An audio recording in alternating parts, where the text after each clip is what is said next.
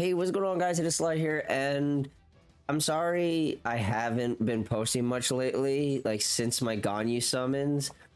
I've been sick, and I'm still a little sick. I don't have a fever or anything, but I still have like a really bad cough. Thanks, COVID. Love you very much. But yeah, you know, kind of a good thing I have my shots because this would be a lot fucking worse.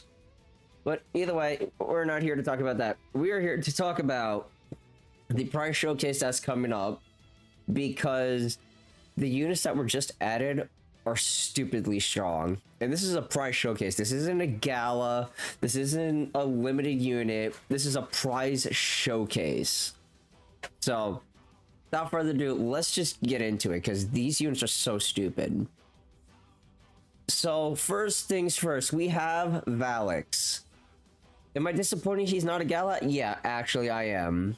He should have been a gala after all this time, but what can you say?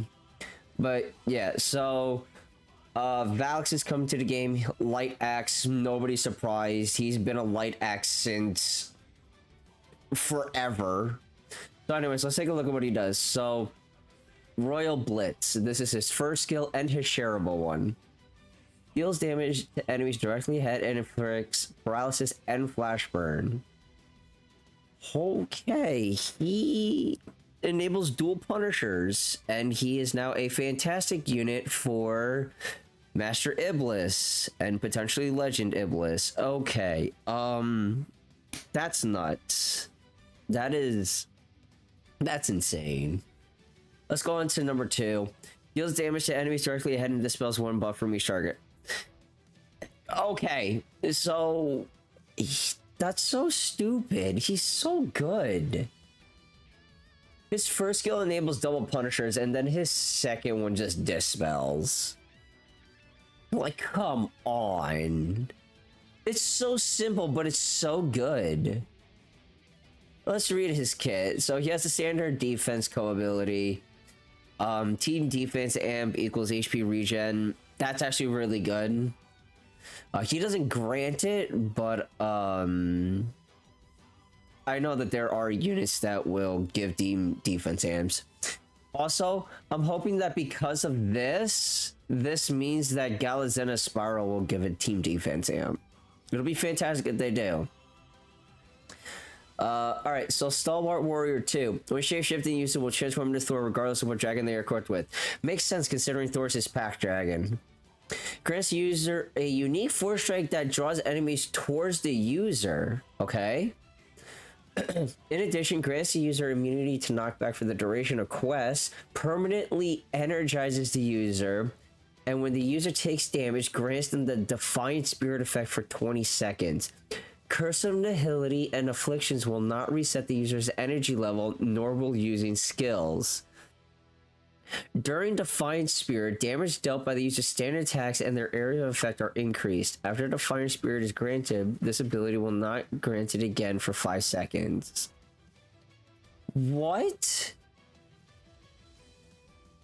That's so broken. He has permanent energy? Well, maybe not permanent energy. No, yeah, he has permanent energy. That's broken, dude. Oh my fucking god. Also restores 30% of damage taken during skills or attacks as HP. This effect also activates while charging skills or attacks during the transformation sequence. Built-in lifesteal? What? Dog. That's so stupid. Unconstrained Fate 2 reduces the still poison. Dude, he's a gala without the gala tag. Come on. This dude should have been a gala. I don't care. When the user's HP drops to 70%, grants the entire team a team defense amp with a maximum team amp level of 2 and a 1-use divergent skill that nullifies damage up to 40% of the user's maximum HP. This shield can stack with ordinary shields after activating. Dude, he's so broken. What the fuck? I might summon for him. He's so stupid. Regarding Valyx's ability to Stalwart Warrior 2, permanently energizes him during quest. Abilities whose activation requires the energy level to be increased or the user's energy will not activate. Wait, let me reread that. Valyx's ability, Stalwart Warrior 2, permanently energizes him during quests. Abilities whose activation requires the user's energy level to be increased or the user to be energized will not... Oh, okay, never mind. I understand now. Okay, that makes sense. I don't know any abilities that require that, but I understand what it's saying now. Okay. Moving on to Fairies, because we're getting the, you know, last member of the royal family, excluding Edric. So now we have Yuden, we have Shell, we have Leonidas, we have Emil, we have Valyx, we have Fairies. Oh, Zethia. Did I really just forget Zethia? Bro, how do I forget Zethia when she's my second favorite? You know what? I don't want to talk about it. We'll ignore that entire brain fart. Anyways, so yeah, we're getting Fairies. He is a Windlands, so let's see what he does. First skill, Wisdom Talisman. Grants all teammates a shield, increases their water resistance, and increases their chances of inflicting afflictions. If this skill is used during Dragon Drive, a variant called Punishment of Heaven will be used instead. Punishment of Heaven deals damage to enemies and a line inflicts poison and storm. He inflicts both! In addition, it will deal bonus damage to targets with Victim of Science. Dispel one buff from each of them, then remove Victim of Science. This bonus damage will be increased against enemies inflicted with any affliction. Okay, so... he has built-in punishers because it says this bonus damage will be increased against enemies inflicted with any affliction. And then he afflicts both poison. Oh my god, dude. Something big is coming if these are the units. Let's look at the second. Okay, so he doesn't have any shared skills. That's fine. Oath of Bonds. Remove all afflictions from the entire team. Grants the team a team strength amp and partially fills the user's Dragon Drive gauge. Well, there you go. That is now remove all afflictions from the entire team for every single element. You have Sandy for water. You have Twins for flame. You have Kimono not for... Oh no, I'm sorry. We don't have one for Shadow. We don't have one for Shadow, I'm pretty sure. I'm pretty sure we don't have one from Shadow. If we do, I'm sorry I forgot, but I'm pretty sure we don't have Shadow. Anyways, let's just keep going. If the user has the fatigue debuff, this skill will also remove it. Okay. If this skill is used during Dragon Drive, a variant called Uranus's Claw will be used instead. Okay.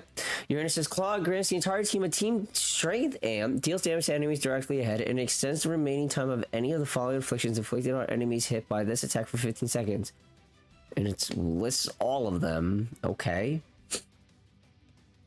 The remaining time of these afflictions cannot be extended beyond their original duration, and after activating, this extension will not activate again for the same target for 15 seconds.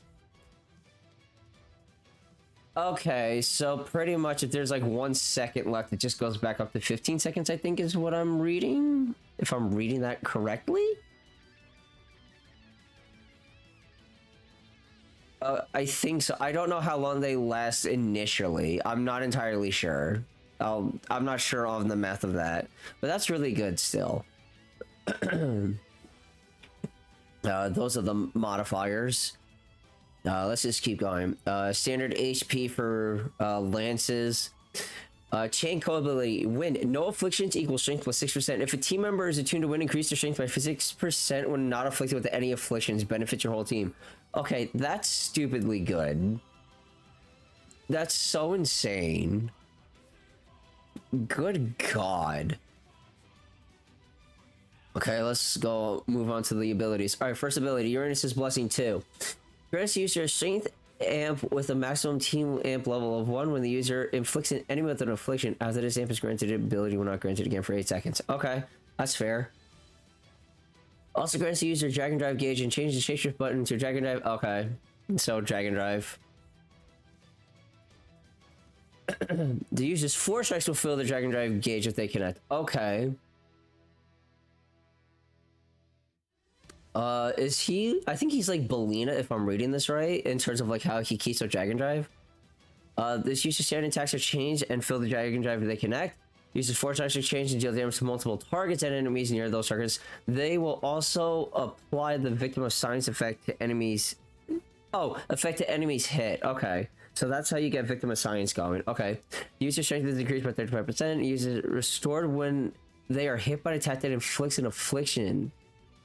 What? Oh my god, these units are so dumb. What the hell? Freeze res plus 100%. And then Thirst for Life too. Reduces susceptibility to afflictions by 150% during Dragon Drive. Also during Dragon Drive, once per course, when the user would take damage greater than the remaining HP, that damage is instead nullified and their Dragon Drive gauge is completely consumed. Wow. He can tank. He can actually tank Ciella's one-hit KO in that case. In Legend. That's so dumb. But it's only once, but that's the one time you want it to happen. Damage from attacks to forcibly reduce the user's HP to 0 or deactivate Dragon Drive cannot be nullified in this way. Okay.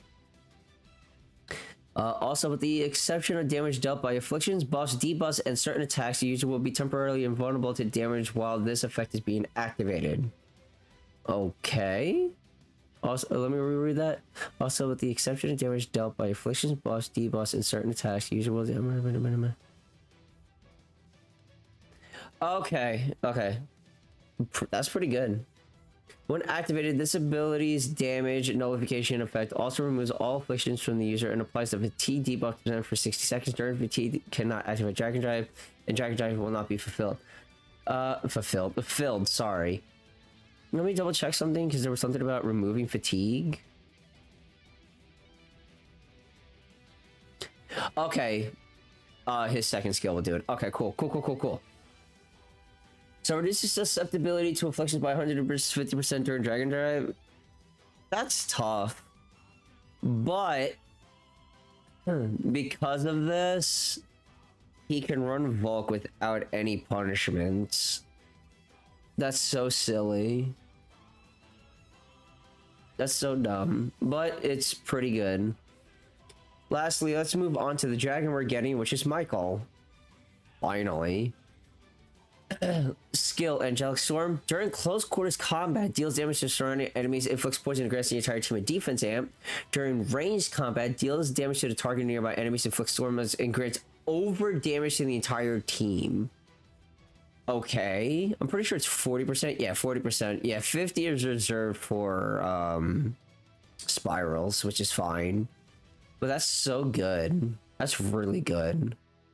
Strength 60 to wind. Michael's favorite 2. The user is attuned to wind, extends the window between hitting an enemy and the combat counter, resetting by 2.5 seconds. For every 15 hit combo, increase the user's strength by 3. Strength stat can stack up to 10 times, so when you hit 150 hit combo caps, it is removed when the combat counter resets. Okay. Also grants wind attuned adventurers in the team over damage based on 20% of the user's strength for 60 seconds at the start of the quest, and grants the user over damage based on 20% when the counter resets. Okay. Does that stack? Does that 20% stack with 50%? If so, you can get 70% over damage if that stacks. If that stacks, that's insane. In addition, regardless of the user's attunement, while shifted as Michael creates a combat zone around the user and grants them one of 2 combat styles, close quarters or ranged.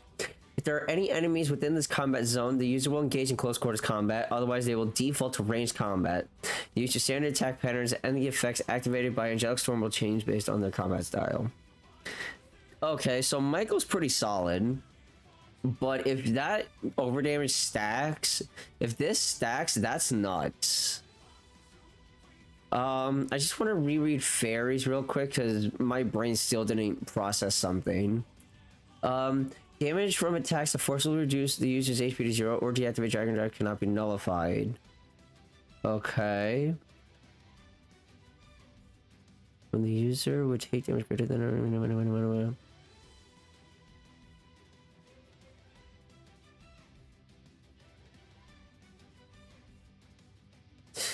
Okay, so in that case you can't. Okay, never mind. I reread it. You can't tank LCL's hit.